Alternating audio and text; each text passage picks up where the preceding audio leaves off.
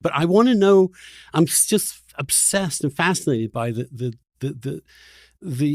is in some ways clearly the lives that they're living are just unbearable, right? And that's why they're doing these things, even at the risk to their own lives. Yes, but you can think of one of the most dramatic examples, it's been told a lot now. I used to fascinate people with it. So now it's been, my thunder has been stolen a bit, but it's still a great story of the Vietnam veterans. And you're probably familiar with that, where there was 1971 in Southeast Asia. You couldn't get better heroin, even opium, and up to, depending on who you read, between 15 and 30% of Americans, there was a lot of marijuana use too, but were addicted, not just using, but addicted to the supply overseas.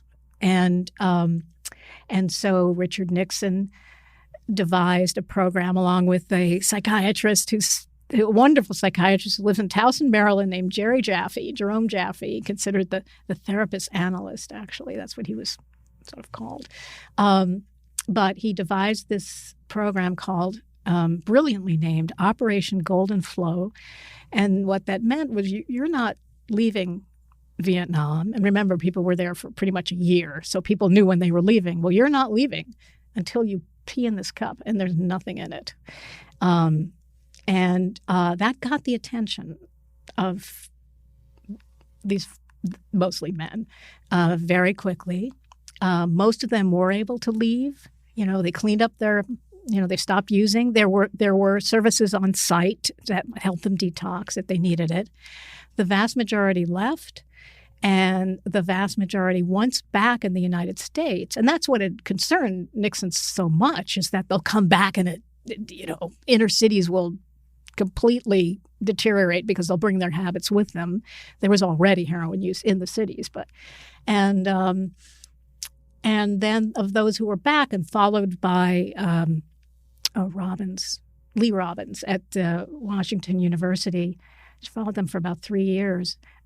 Very few of them became addicted again. Right. And the ones who did become re-addicted were those who had problems before they had been drafted. And you could teach the whole story of addiction in a way is in there, because it shows how, for all the brain scans, you can conjure up.